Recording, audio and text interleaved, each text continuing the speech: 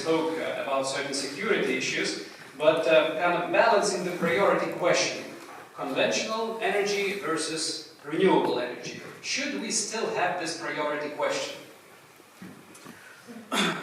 Hello, thank you for work. Yes.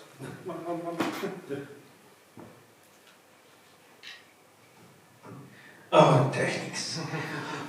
Thank you for your question, thank you for the invitation here again. So, answering for your question, I think it's a very crucial question if we look for the future of European or global energy market, because I think everywhere in Europe we got the same thoughts about how energy market should looks like in the future, and what should be a base for energy market, conventional or renewables. I think the mix of both, because from one side we still should have some kind of base in the mix of energy production, stable and safe for market.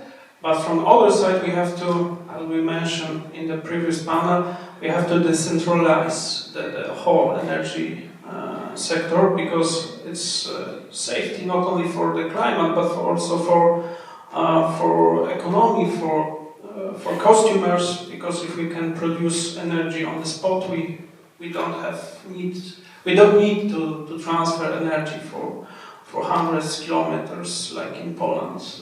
In Polish example. The question is what, from perspective of the conventional energy sources, should be like or should be chosen, because of course in Poland we got 70% of production from the coal right now, and we have to replace that for something other.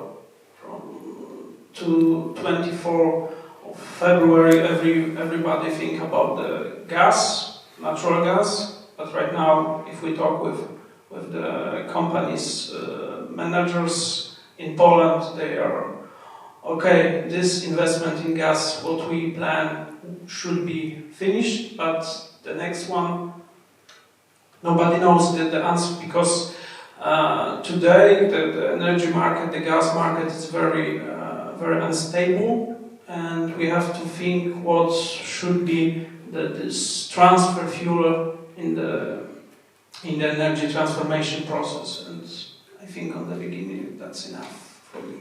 Okay, so basically your opinion is that in this transfer period, conventional energy means fossil fuel based are still necessary and we can't avoid them in the midterm, so to say.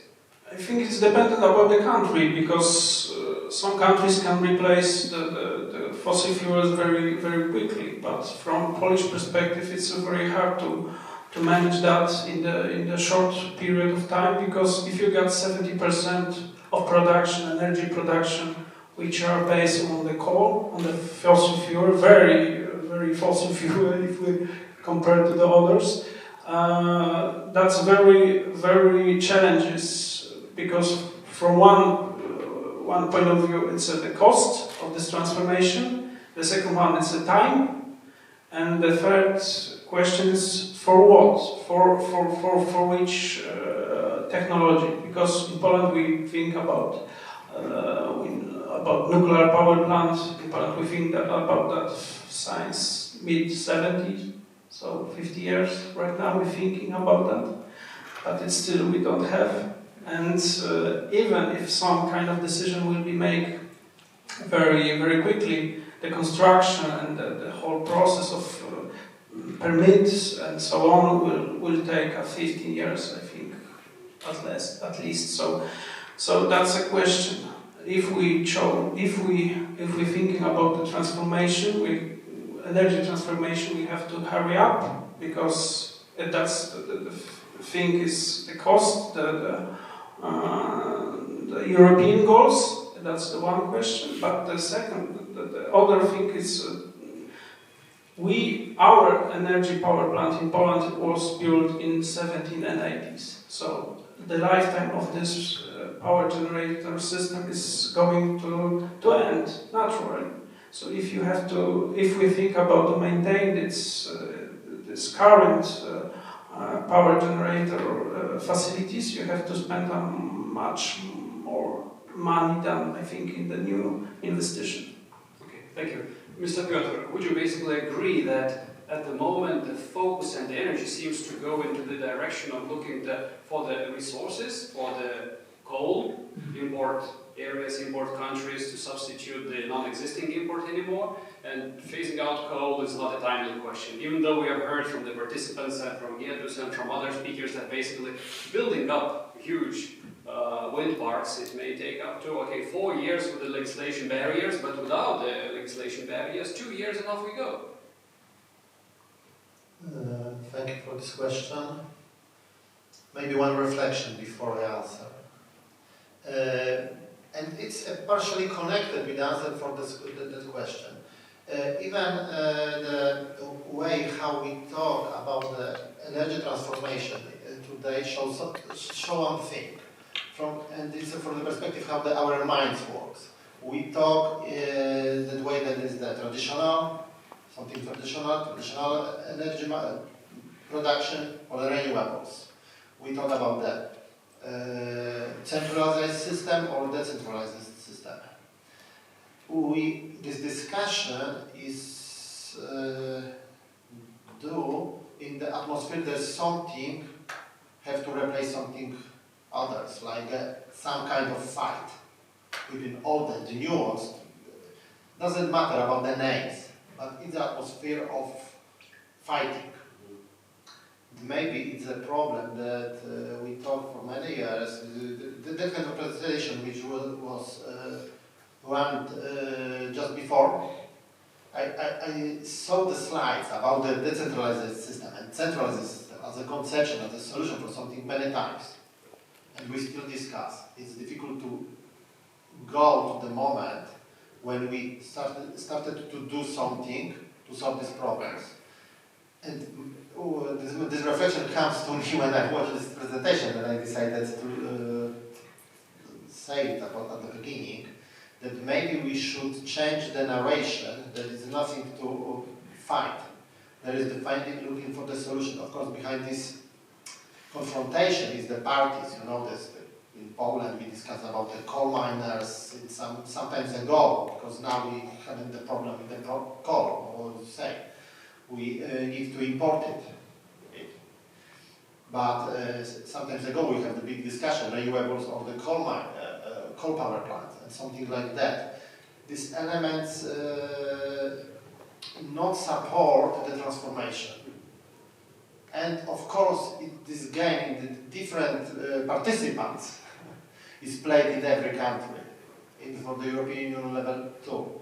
And until we will discuss, and there is not that kind of the leadership, the element of courage, to show, okay, we need to go somewhere because we need not to discuss about the coal, lignite, and something like that, but the goal is not to be so dependent as we were from the fossil fuels, because this discussion after the war is about the dependency, or rather being independent from this dependency from in this case, Russia. And we understand that we need to find a solution from that perspective, and we have a lot of tools, like the traditional power plants. Maybe for some moment we need to keep some, that kind of the power plant we treat it like something which harms the environment even, because we have this particular situation, but we keep the goal, we keep the direction, it will be easier to transform on this market. And last thing, we talk a lot about the electricity market, about the electricity companies, how to solve this, but where is the client? This is another question. We do all these things for someone, or something, to clients, our industry, to growth of the economy, and we have to remember about that thing. Of course, partially we mentioned it, we discussed that something is better solution to keep something at the present state because we have the specific situation and all these things. All these government and the UE actions to do something with the market, intervention, discussion about price caps and all these things, is with some perspective of the client, of course. But what is, in my opinion, what is necessary, not only looking for the short, in the short period of time. We need to analyze it and keep the long-time direction, not to go leave this path so far and reach the point where it will be very difficult to come back. And maybe I don't answer for your question, because of course in this call we have the problem. We need to, but it's a problem. It's not a problem. But I judge that this reflection is very important, especially for me, because I want to share it. But about the coal, we talk about the coal, about the availability of coal. We consider things, okay, where is the mines? We can increase the production. There is no problem with the coal, there's a problem with the price, because coal is available. The problem is with the logistics.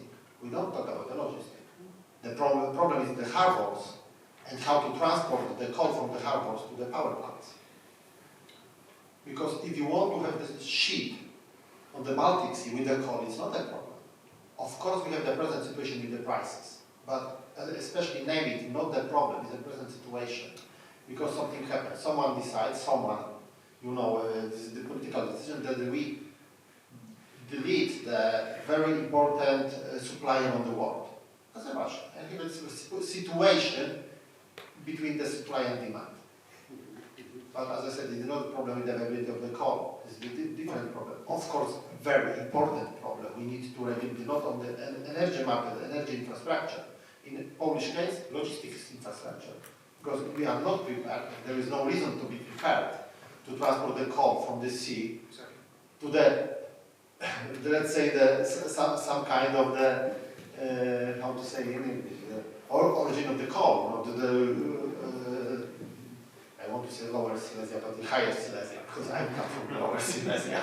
But can I summarize the opinion that basically the Polish way forward strategy is built on the two priorities? But first priority is the independence from the supplier of the raw materials, of coal, in precise, or other means of fossil fuels. And second comes the climate impact of the renewable goals and the share of the total consumption. It's not only, I think, should be on the Polish perspective. We did a lot of work to be independent, especially the gas market. Okay. So basically, but first utilizing the present infrastructure, what the country has been living on for many years, and secondly, elaborating and building up new capacities, right? Okay, thank you. Martynas, would you agree with this perception, and would you agree with the statement that yes, different countries have different origin, different fundamental infrastructure with all of the development, energy production capacities, and that is the fundament for the energy strategy development? No. I don't agree something, and I think that there are some common things in all the countries, and it's common for Poland and for Lithuania, for Estonia, and for all the rest.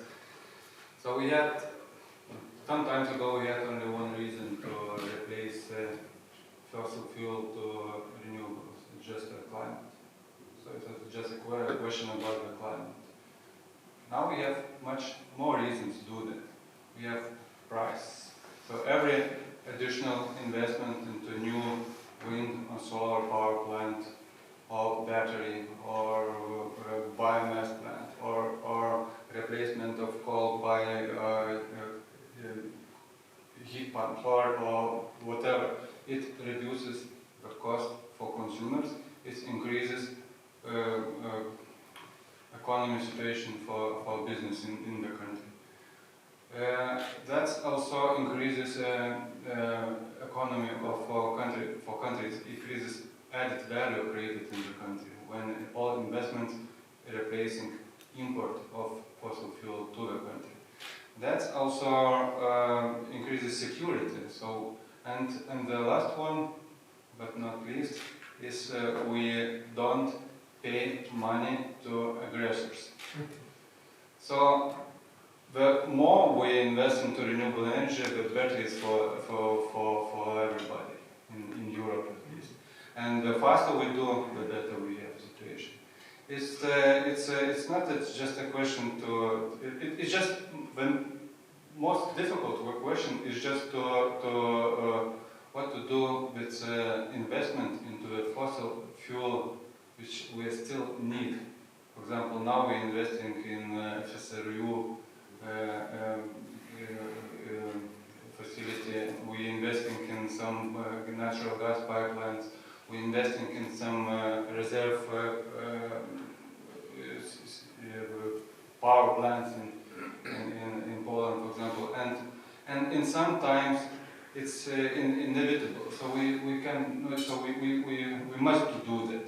But we should understand that every such an investment will increase the cost of energy transformation. And every such an investment will become the stranded asset in 10 or 15 years. And we have to understand that before making the decision. Of course, sometimes we are in a situation when we have to choose between saving of our life or firing our house. And we fire our house. But before firing a house, we have to think maybe we have first solution.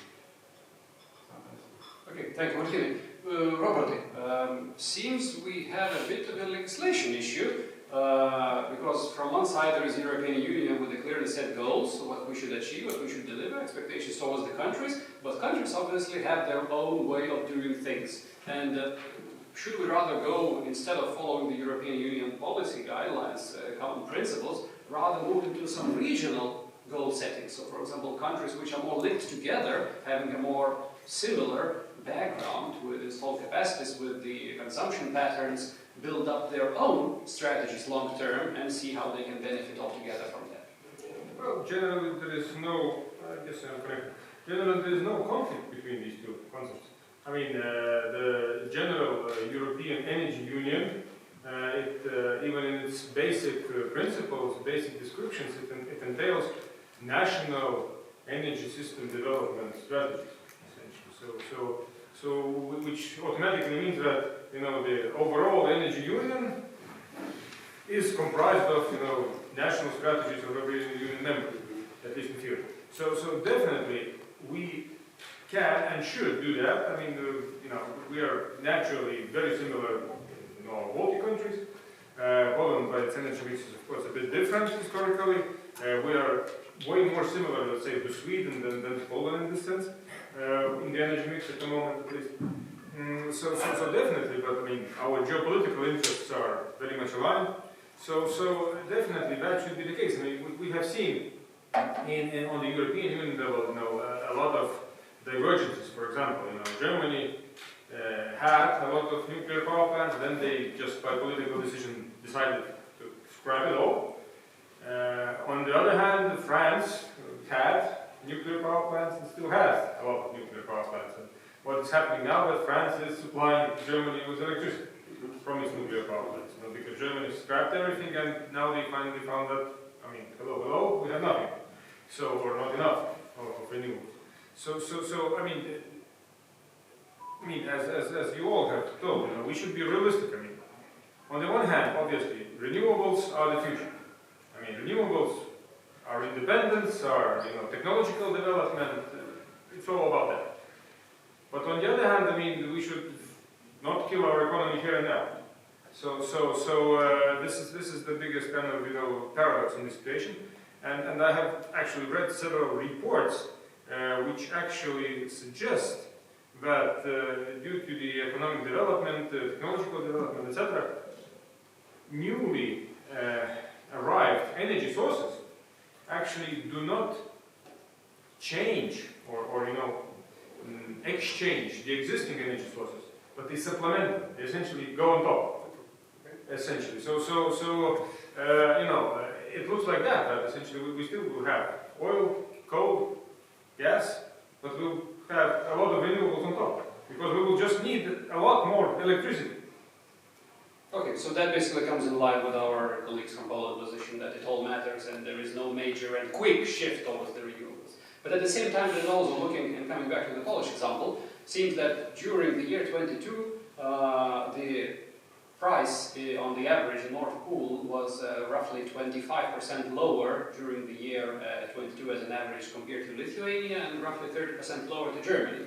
So, well, we are kind of having quite decent connections on the grid side, but it seems that still Poland is running on some special conditions. So, kind of opening up that perspective, seems that we are part of one European Union, one economical family, sharing the resources, sharing the risks and the potential benefits, but some certain exceptional rules are applied. What's the reason behind, Mr. Piotr? Okay, reasons are clear, but is that fair? We have these different local conditions. It's the only reason, you know. We can see on the Spain and Portugal, where this price is the lowest in the Europe on the spot market. Why? Because they take some decision about the gas market, not to investigate it deeply and block the price of the gas. And the merit order is ended by the gas power plants. And they have the lowest price of the electricity. It looks that, of course, we say about the European Union policy, but every country take their own solutions. It's not imperative, seemingly. But I even don't want to judge if it's good or not. It's some perspective of the government to protect the economy. Yeah. And maybe, at the end, someone made some mistakes because they act with the situation if there is no complete knowledge. Sometimes they try to implement something I don't want to say that Spain and Portugal, every country, without the consultancy with the specialists, which could say, okay, we can of course put some price limits, of course. But if we import something from the world, the question is if we have someone who wants to sell us this, and with respect of the price limits. It's sometimes it looks, okay, I say that people and government act like the people in the panic, because something to solve, and they try to solve one element and don't notice the others. The impact or the results, the relation between the action and the results in the different places. And I suppose that the example of Spain, the prices in Spain show it, that they did it, and they started with the economy and the energy market with the dominated technologies, gas power plants, started export electricity according to the energy market rules in the Europe, because they take the decision to the gas market. And they subsidize the other countries this way. Because at the end we have the market coupling and the common European rules, how we take the decision about the export, import and all these things. And it showed that we should maybe act a bit lower, not so fast, but with more reflection about the solution and the results. And of course, it could be this reflection could be connected with almost all this decision because of very complex time. The situation I mentioned before, that there is no problem with the availability of the coal, but the problem is the logistic, shows that sometimes we can, let's say, panic, okay, we haven't coal, but it's not completely true. We can find the coal. But this problem that we haven't coal in the particular place in the country. And even if we buy it, this is not solve all the problem. In many things, it works this way. Poland exported a lot of electricity recently. Not maybe in the last month, but before, especially to the Germany. And we can complain for of course, the coal power plants. But we were able to do this because we had the coal power plants and they need the electricity. It showed a lot of things and how this market works. And there is still the prices in the Poland, because we are starting with prices, are lower in the Western Europe, except the Spain and Portugal. Okay, well, Spain and Portugal a bit further away from Poland, but They still. choose different way to to manage this with the only gas market. Yes, correct. But still, then I guess we all can agree that even though we have a common EU policy, EU goals, but we have a different pace and different legislation, different priorities based on local economies, and that we should take as granted. That is how it will continue, and we shouldn't expect that we will come up with a very kind of a unified European Union country-level policies. So, electricity would be way more cheaper in France if we would have an interconnector or a decent interconnector between Spain and France. You know, Yes, fortunately for the Spain, it doesn't exist. It's not the case.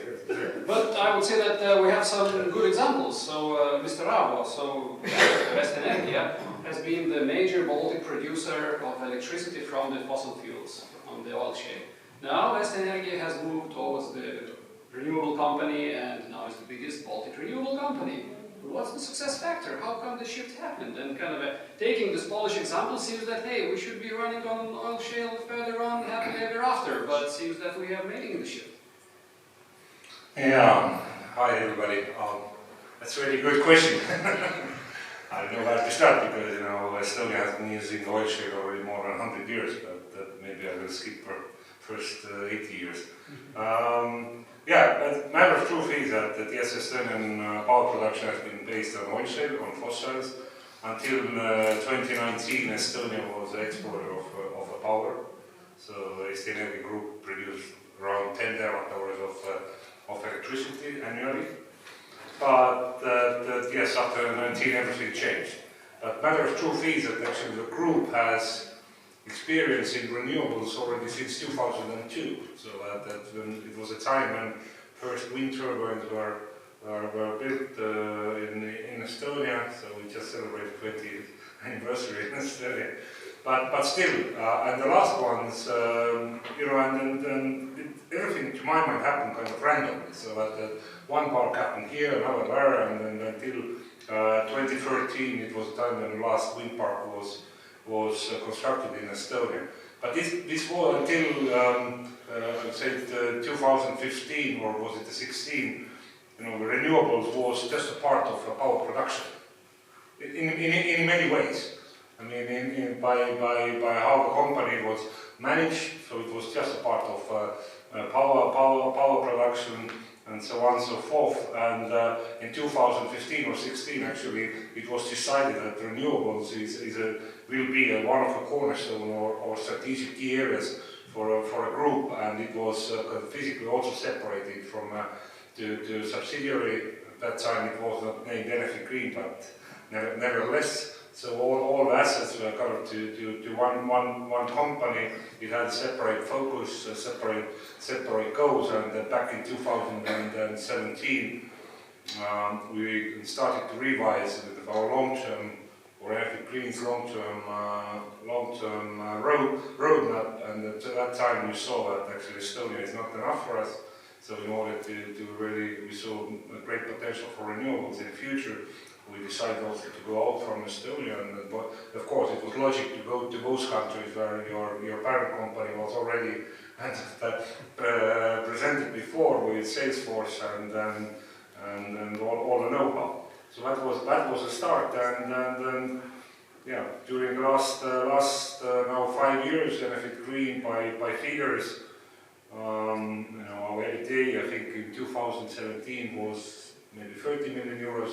Last year it was 122, so it's more than four times, and we have set out to our investors that by 2026 we want to be 4 times bigger than we are today. So that we are really happy Enefit Green family. We have a really sizable near and long-term pipeline of renewable projects, consisting onshore wind, offshore wind, also solar in all our home markets. And as the CEO of Enefit Group said this morning that the Enefit Group is expecting to invest 2.5 billion euros the next 4 years, so only 1.5 goes to Enefit Green. So that we are actually a major part of that investment. So and I'm really happy that you know everything has happened has happened faster than we saw 4 or 5 years ago. And we never had such a period as we have currently today, that we have like 4 wind farms under construction at the same time in different countries. 3 big solar parks at the same time. So that already next year, I mean, all those parks will be operational, and then already next year we will add 50% capacity to what we have already today. So we should all go run and buy the shares of Enefit Green. Yeah, but I think the market is There's open a for today. discount For today, yes, we will announce our third quarter results at the beginning of November. So I guess that is a perfect example when one company's decision has basically set a course for the whole country. Yeah. And I think that if you ask that why we've been doing as we've been doing is that really the group had a separate focus on renewables. So I think both are just a part of a big family. Very well. And I guess there are other good examples out in the European Union, taking Greece, for example. And Martina, a question to you. So 2 weeks ago, Greece paid a tribute to renewable energy with operating for 5 consecutive hours, 100% from renewables. So what is their success factor? Why can't we copy with pride what they have done? It simply constructed a lot of solar and wind plants. That's it. So, and Greece is not something unique in actually. The first country was achieved 100% of renewable energy production to consumption was at Denmark, I think. Then Norway, Germany, or maybe we didn't. Maybe there was somebody from South America who have achieved that. So and Portugal and Spain. So all those countries who has approximately about 50% of renewables in the annual production.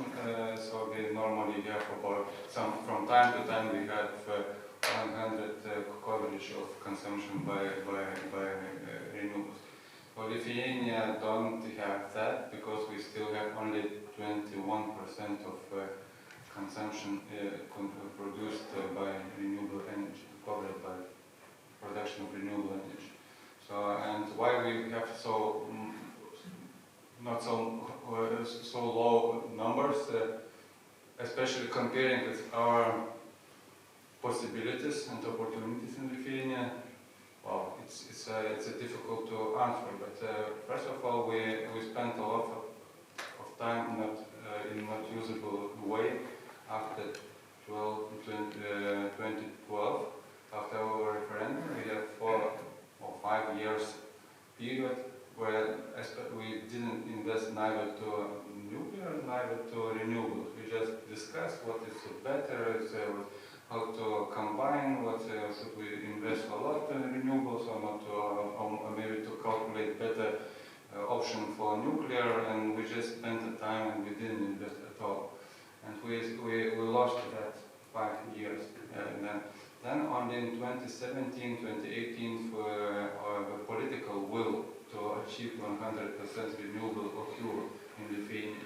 And then it took some time to make a regulation environment to make investment into renewable energy easy. And only the last 2 years I could say that also financial situation became such that it's just possible to invest without any state support. Because before that we discussed a lot, should we afford to let investment into solar and wind farm, because that will increase price for final consumer by €1 per kilowatt hour, and we discussed that not, it will not increase because it will increase this tax, environmental tax, but it will decrease the price of power, and it will not be so different. It was such kind of a discussion. So we spent too much time for that discussion now. So, but I'm sure that what I see, what is going now in Lithuania, and I see investment, your investment, and investment of all the rest investors in the Lithuanian solar and power solar and wind power sector. So I could make an assumption that, or guess that in end of 2025, year 2025, we have the same situation as Greece has now in Lithuania. I'm pretty sure about that. Okay, so year 25. is the deadline, basically said. So we don't have the minister, but obviously there may be a new minister. So Definitely will be a new minister. no speculation. Yeah, well, you never know. Well, things happen.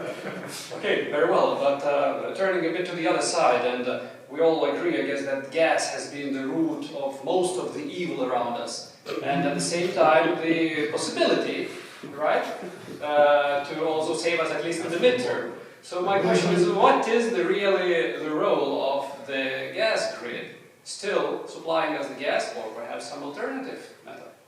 Mr. Vytautas. Yeah, thank you, and good day for everyone. Well, gas is not such an evil as a coal, and there was lots of discussion about the coal also today, so it is much better evil. So one thing, and another, I would like, by the way, to draw a parallel with what was mentioned about Greece, about electricity demand and supply. So in Denmark, this summer, it was also the case that for a few days, or at least one day, it was an announcement that full gas demand in Denmark was covered by biomethane production. So if on an annual basis, which is of course seasonal, and in winter time the consumption is much higher. So they claim that they have already achieved 30% of biomethane production of all demand, which is in the country. On summer time, they have an issue that maybe they will have to export even physically the gas outside. So you can see what the achievements could be out of biomethane. And looking forward to Lithuania also, we have not had so far a single renewable gas molecule in our grid, although there were a few dozens of biogas plants off-grid which were producing electricity and heat for locally and to power grid. However, looking to upcoming decade, there should be a ramp-up in biomethane production. We have several requests, more than 10, to be connected even to transmission grid. You have to achieve a certain scale. And it might be that by 2030, some 5 to 10% of Lithuanian gas demand will be covered by biomethane. And that would be approximately half of all households' consumptions in Lithuania. So still moderate figure, but there will be a change. However, looking forward, it's still probably a niche renewable in all energy world, and much more impactful should be hydrogen. There were a few times mentioned today. It was not mentioned in Gerda's presentation, by the way. I was expecting when it was a slide about flexibility, and it was mentioned that you can have power to heat, however, you can have power to gas. And power to gas will be one of major instruments for electricity market. And of course, from consumption side, it will help to decarbonize certain sectors in industry. Like in Lithuania, we have fertilizer producer, which uses 2/3, sometimes on certain year of our gas demand in our country, and it will have to decarbonize its activities. It's by law in the EU. It will be. It's just a question at what pace.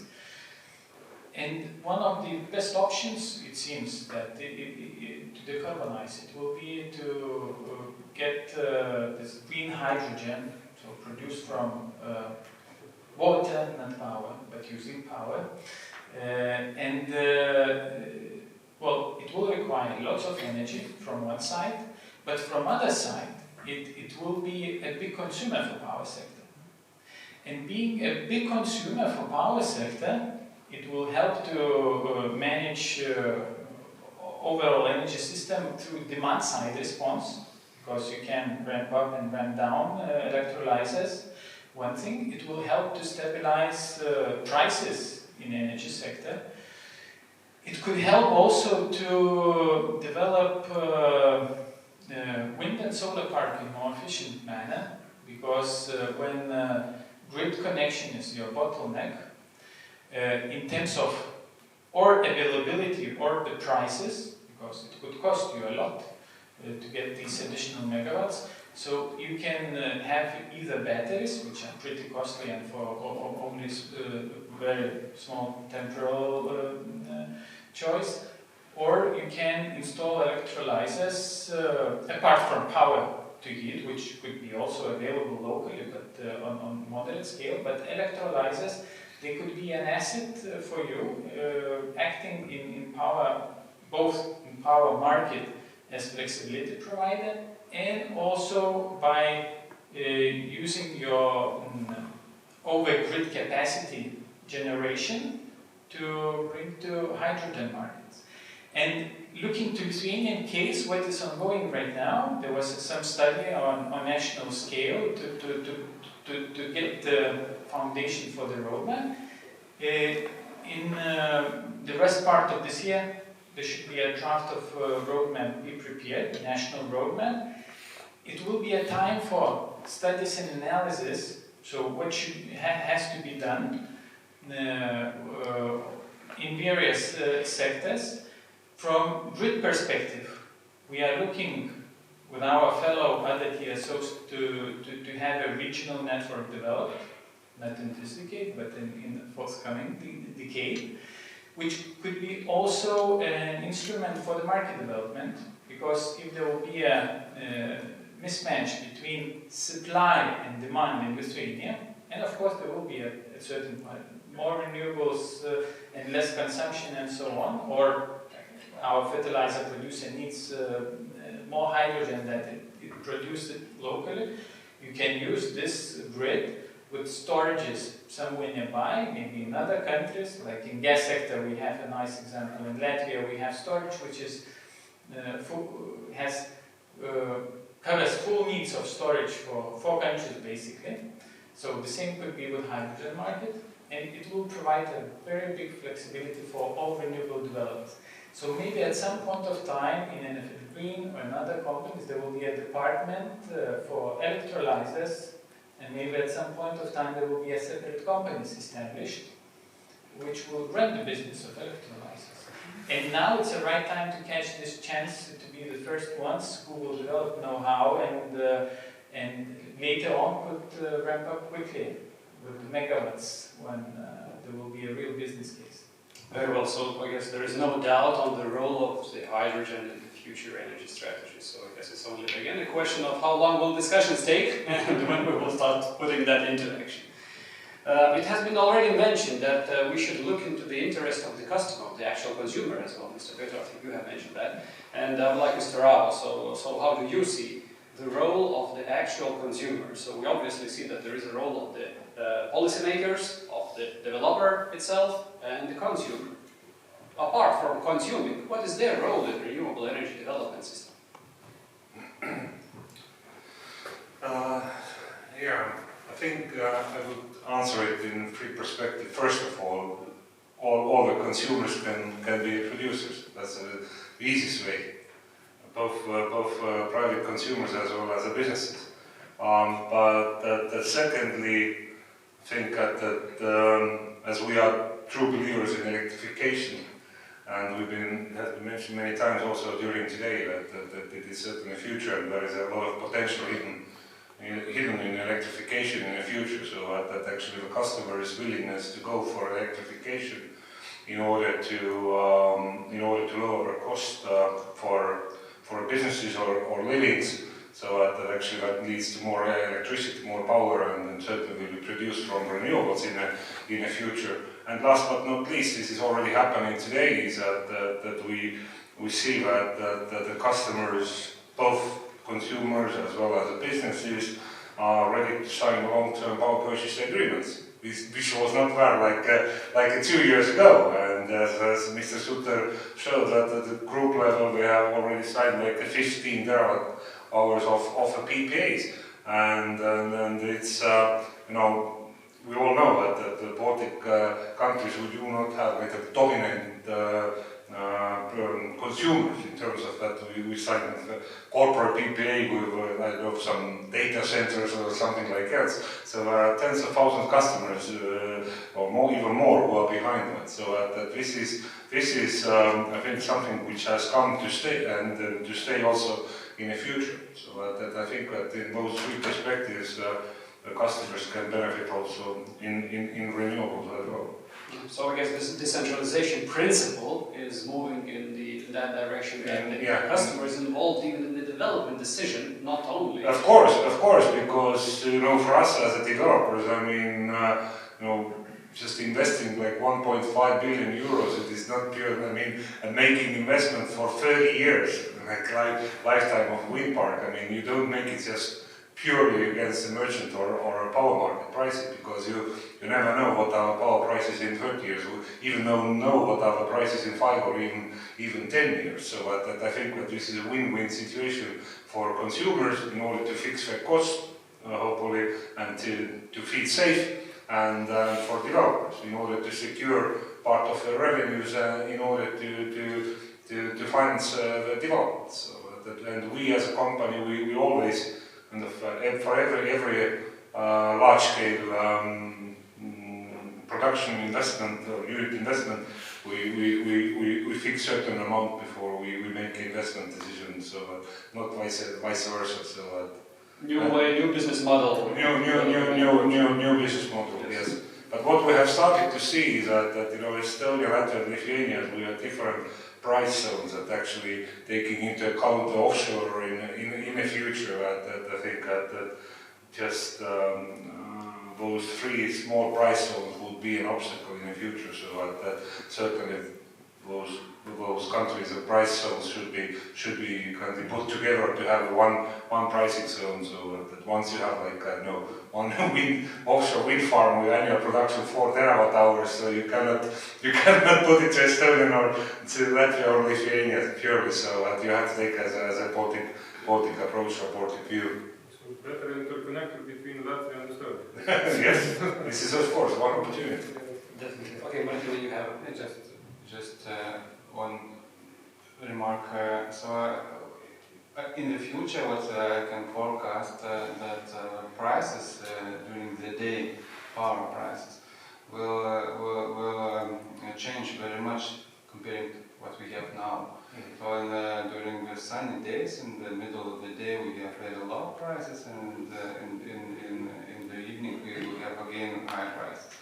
And consumers will benefit most is those consumers who will fit to the situation, who will implement demand response solutions, who will implement batteries, who will implement intelligent building solutions, who reduces power demand at the time when the prices are high and increases when the prices are low. So and that's it's a lot of different small solutions for households like that, and it will be very soon again. So and a lot of different new business comes to the market to provide those solutions. Yeah, very well. And I would say that at the moment, even though we're speaking about the development fast pace of the renewable, but at the same time we see that European Union is putting a price cap on the energy development, in that way willing to manage and control the increasing energy prices in the market. How that impacts the development of the renewables, if that's going to be implemented in the scope discussed now? Okay, now it's difficult to say because it's difficult to say how it will be implemented. And will it be implemented at all? Because at the moment, most of producers which uses renewable energy, they sell the power at the fixed contract prices, not at the by market prices. And most of them are selling at the price which are lower than those 180 euros per megawatt hour, which was set in this proposal of European Commission. So what I see now, so that this sort of proposal of European Commission will not work at all. So that I think that could be happens in such a way. One part of the answer is that it will very much depend on the level of inflation. I mean, if inflation inflation continues to be 20% for several years, so this price cap will be absolutely unrealistic very soon. So, which means that nobody will do anything for that price cap. So that means that nobody will produce. Exactly. So that means we'll have a shortage. Yes. So that means we have a blackout. Potentially. So, but I mean, it's yeah. So I mean, the age of fixed prices. Okay. Is I don't know. I wouldn't say and I wouldn't forecast for the coming 5 years that we will have fixed prices. What's the view on that, Mariusz, on the Polish perspective, the capping of the prices for the developers on the European Union? I think the price cap in Poland is not affecting the renewables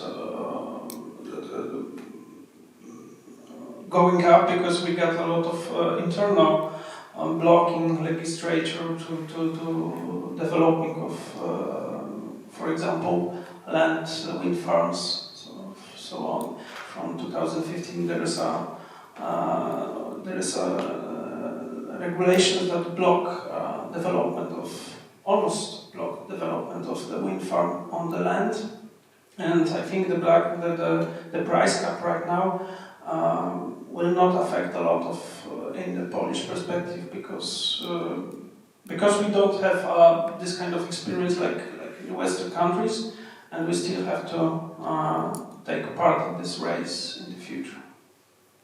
Okay, I see. And I guess we can come up already to some final conclusion, and the final question would be, even though I was expecting to raise a common question like more EU level, but it seems that we should go lower and deeper onto the country level. So looking from the Polish market perspective, so what you would see the major obstacle or risk in order to implement efficient energy market, how we see it in the strategy now?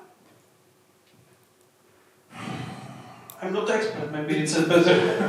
I'm not an expert in this case because I think Piotr should say something more, but I think we still have to implement the strategy of transformation of energy, as I said on the beginning, because it's important from the security reasons and from lifetime of the Polish power plants, for example. That's the practice way of why we should transform our energy sector.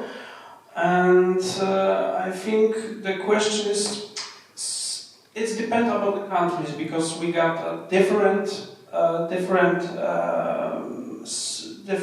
approach to the transformation, different ideas. And I think for example, in Polish case, one of the biggest questions how to transform, for example, heating system. Because in Poland, what was Polish advantage? It was the central heating system. For example, Warsaw, 2.5 million inhabitants, which are hit by two main heating plants, for example. And how to replace the gas or coal heating plants, in example for Warsaw, where they provide heat for hundred thousands of households with the using of new development technology. You cannot do that by heat pumps, for example.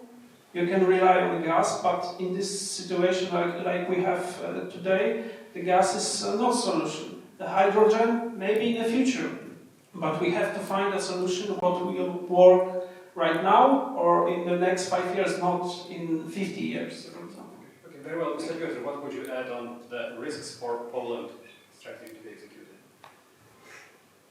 I think that what I want to say is could be quite common for the older countries of the European Union, but could act in a purely different way in different places. It's because you asked about the obstacle, not stable regulation. Because it's, Robert mentioned it just before. Of course, the present situation, the war and the economical situation, force the government on every level to act, to do something in this situation. But the first thing is not to over-regulate things And the second, build a stable regulation, because now when we build some temporary solution, it could be good if someone say, okay, it will remain for the 2 years, and after that it will work some way. The lack of that have the only one result, that the business, the companies haven't any good reasons and the environment to take the decision. Your question about the renewables and the price caps shows the situation. Without that, we will have the problem to build something in the long period of time. And the problem, the energy market, is that we need the long perspective. Even we will make a mistake from the technological point of view, because there is this disruptive change, let's say, in the hydrogen market, and someone goes to the different direction, because from the lack of knowledge, the moment of time when someone takes the decision is an element of the market game. Everyone accepts it. It's like the situation in the restaurant, and you order something and you realize that maybe you don't want to eat it, but you pay. It's a simple situation, and we have the same situation but a different scale in the business. But the regulations and the changing the rules of the game during the game is something which is difficult to accept. From the one perspective, it's completely obvious. But the real effect of that is the people, when the people expect that kind of the situation, they avoid the decision. If everyone will avoid the decision, the transformation will stay at the one point. Here and now. And it is a case, in my opinion. So basically, the key risk is changing the rules of the game in the middle of the game. Is that the same commonality for the Baltic countries as well? Martynas, Aavo, what's your take on that?